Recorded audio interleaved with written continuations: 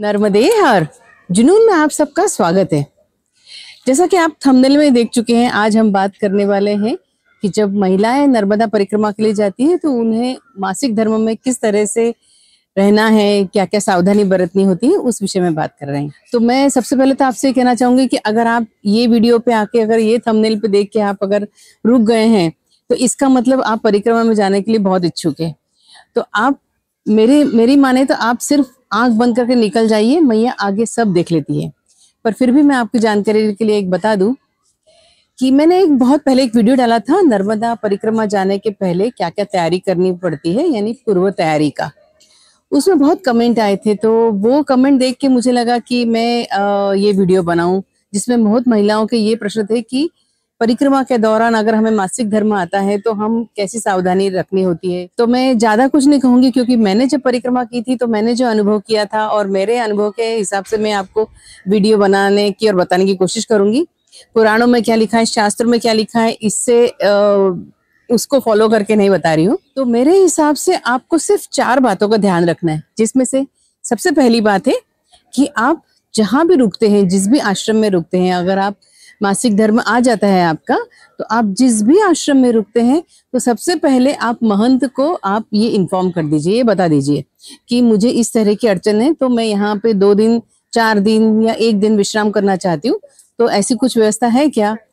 तो महंत आपको इस बारे में आपको या तो उनके पास अगर गांव में है, अगर उनके पास आश्रम बड़ा है तो वो व्यवस्था कर देंगे, अलग से उनके पास एक रूम रहता है, आपको एक आसन लगाने की अलग से व्यवस्था कर दी जाती है। और अगर उनके पास व्यवस्था नहीं है तो वो गांव के किसी सरपंच के पास आपकी व्यवस्था कर देते हैं, नहीं तो गांव के किसी भी व्यक्ति के घर में आपके रहने की व्यवस्था कर दी जाती है।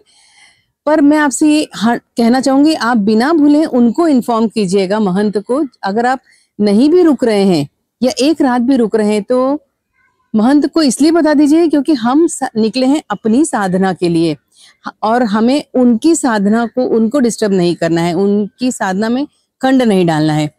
तो उनके कुछ रूल्स रेगुलेशन होते हैं, तो उन्हें फॉलो करते हुए आप सबसे पहले तो उन्हें इन्फॉर्म कर दीजिए, आपकी रहने की व्यवस्था हो जाएगी। रहा सवाल आपके खाने का, तो आपके लिए अलग से एक आसन लगा दिया जाता है, आपको खाने के लिए अलग से बिठा के वहां पे भोजन प्रसादी मिल जाती है। दूसरी बात मैं आपसे ये कहना चाहूंगी कि आप जब भी परिक्रमा में इस दौरान आपको रुकना है, आप रुक रहे हैं, तो आप जो आपके साथ जो मैया लेके निकले हैं, जो आपके पास जो आपकी मैया है, जो राइट साइड में आप रखते हैं, यानी मैया बोली शीशी और मैया पूजा की सामग्री, वो आप किसी अपने साथी को दे दीजिए।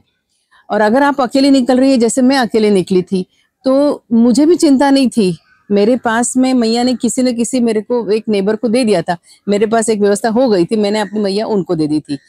इससे होगा ये कि आपकी परिक्रमा में जो आपने 2 अनुष्ठान लिए हैं या 2 जो आपने विधि करने के लिए है, सुबह और शाम मैया की पूजा, आरती, अष्टक, उसमें खंड नहीं आएगा, वो आप उसे दे दीजिए, वो आपकी पूजा करेगी। तीसरी जो बात है वो मैं ये कहना चाहूंगी कि आप जब आप घर से कुछ अनुष्ठान लेके निकले हैं या आप जप करना है, ध्यान है, धारणा है, साधना, तो आप कोई भी मानसिक जप कर रहे हैं उसमें खंड न करें, उसे कंटिन्यू करें। क्योंकि मेरा ऐसा मानना है कि मैया ये शरीर नहीं देखती है, मैया भाव ही देखती है हमारा प्योर हार्ट में, जिसमें हम चुगली न करे, बुराई न करे किसी की, किसी को उल्टा नहीं बोले, किसी को उल्टा उत्तर नहीं देना है, हमें सबसे प्रेम भाव से वार्तालाप करनी है, बस यही चीजों का ध्यान रखना है। और चौथी मैं ये बात कहना चाहूंगी, चौथा रूल ऐसा है कि आप स्नान के लिए मैया में ना उतरे, पानी मैया से नहा लीजिए, बट मैया में इस समय ना उतरे, वो तो हम सभी महिलाओं को ज्ञात ही होगा। तो ऐसी ये 4 बातें आप जरूर ध्यान में रखिए और परिक्रमा के लिए निकल पड़िए। मैया आपका सिर्फ भाव देखती है, आप अगर अच्छे भाव से, समर्पण भाव से निकले हैं तो आपकी परिक्रमा पूर्ण होगी और सफल पूर्ण होगी। इन सब बातों में मैं आपसे एक बात कहूँ कि मैंने कह दिया और आपने सुन लिया, ऐसा नहीं है। इसलिए जब मैं परिक्रमा के दौरान जब मैंने चल रही थी तो मेरे साथ 2 मैयाएं थी जिन्हें इन चीजों को कैसे हैंडल करना है, तो मैंने उनसे 2 छोटे-छोटे बाइट लिए हैं, तो आप उनसे उनका अनुभव सुनिए कि उस समय उन्होंने इस सिचुएशन को कैसे हैंडल किया था। तो उसमें से एक मैया है अर्चना मैया, जो पुणे से बिलोंग करती है, दूसरी मैया है रूपाली मैया, और वो अपने हस्बैंड के साथ निकली थी। तो उन्होंने किस तरह से इस चीजों को हैंडल किया है, जब वो गांव में थी तो कैसे, जब शहर में थी तो कैसे उन्होंने इस सिचुएशन को हैंडल किया है, तो देख लेते हैं उनके भी 2 छोटे-छोटे अनुभव। नर्मदे हर जीवन भर। मेरा नाम अर्चना गुरुनाथ कोरे, मैं पिंपरी पुणे से हूँ। मेरी नर्मदा परिक्रमा पैदल 2023-24 में कंप्लीट हो गई। उस वक्त मेरे साथ आभा थी, 2 महीने हम एक साथ थे दोनों। तो आभा का क्वेश्चन है कि पीरियड्स में क्या करना चाहिए। तो जैसे कि माँ की पहचान ही उसी चीज से होती है।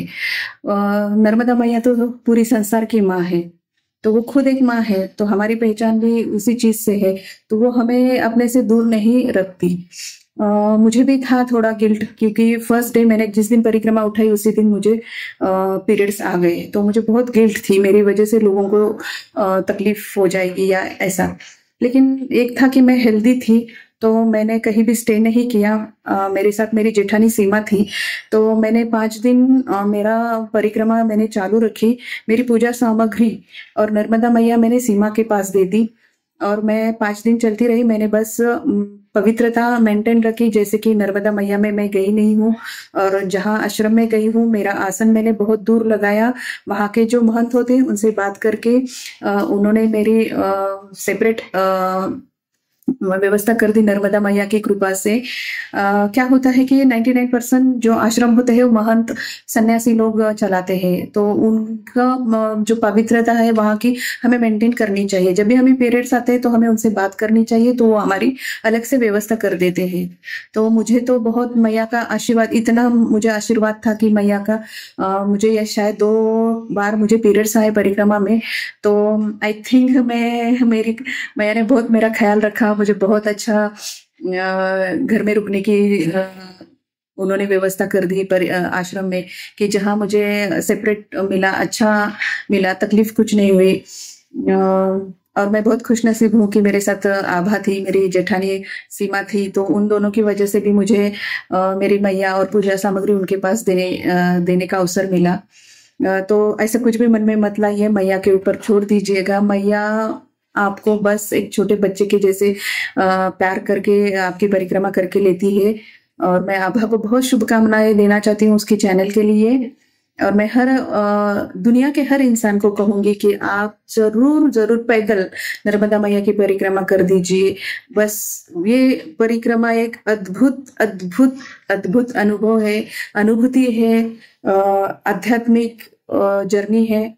मेरे ख्याल से हर इंसान को करनी चाहिए। बस ये मैया का आशीर्वाद, गजानन महाराज का आशीर्वाद और भगवान बजरंग बली के आशीर्वाद से मेरी परिक्रमा बहुत सुंदर तरीके से मैया ने पूरी करके ली। नर्मदे हर जिंदगी भर। देखिए, मैं सौ रूपाली जोग और मेरे पति श्री गोविंद जोग, हम लोग अमरावती से है। हम लोगों ने हमारे सद्गुरुनाथ और मैया जी की असीम कृपा से सन 2023 और 24 ऐसे हमारी परिक्रमा उन्हीं के आशीर्वाद से पूरी हो गई पैदल। तो मैं उसके बारे में कहना चाहूंगी कि देखिए, आपका जो परिक्रमा का आप सोचते आप है, करवाने वाली आपके सद्गुरु और आपकी मैया रहती है। उन्हीं के आशीर्वाद से आप लोग ये सब हासिल कर सकते हैं, ये सब कुछ पा सकते हैं। तो मैं इसके बारे में ये कहना चाहूंगी कि जब हम लोग परिक्रमा में थे, तो जैसे अभी आभा माता जी ने मेरे से पूछा कि आपने ये परिक्रमा के दौरान आपका मासिक धर्म आया होगा, तो आपने कैसे उसको हैंडल किया वो मैटर को।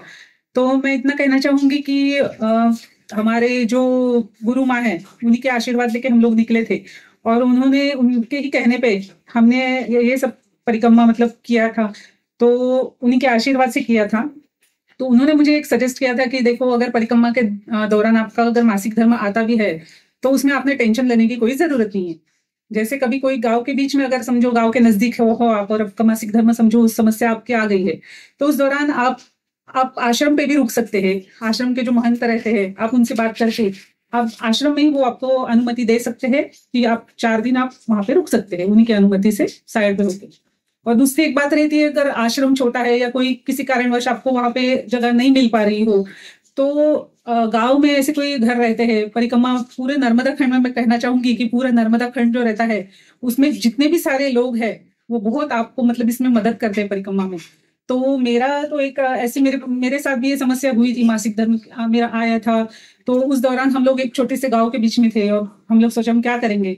तो मेरे पति ने वहाँ के जो महंत थे आश्रम के, उनसे बात किए थे। जब उन्होंने बताया था कि आप तो 2 रास्ते हैं, आप एक तो गांव में किसी के घर पे रुक सकते हैं या आश्रम पे आप कोई आपको मतलब हम लोग रूम अलग से देंगे, आप वहां पे 4 दिन रुक सकते हो। तो इस तरह से हमने ये प्रॉब्लम को सॉल्व किया। और गांव में एक जन थे, एक सरपंच जी थे, उन्हीं के घर पे हम लोग 4 दिन रुके थे। उनके घर के सभी सदस्यों ने हमारी बहुत सेवा की, 4 दिन तक हम उनके घर पे रुके थे। और ये समस्या हमने इस तरह से हल की थी। यानी ये कोई समस्या नहीं है मासिक धर्म का, जो लेडीज सोचते हैं अगर हमें परिक्रमा करना है, पर अगर मासिक धर्म हमारा बीच में आए तो हम क्या करेंगे, कहाँ जाएंगे, तो वो सब सोचने की आपको कोई टेंशन लेने की जरूरत नहीं है। मैया सब संभलती है, मैया सबकी मदद करती है। खाली आपका भाव और श्रद्धा उस पर होना चाहिए। वो सब मदद करने वाले लोग आपके साथ होते हैं। नर्मदे हर। तो इसमें ना एक बात मैंने जो नोटिस की थी, तो वो मेरे को थोड़ी सी अफेक्ट कर गई, तो मैं आपके साथ शेयर करती हूँ।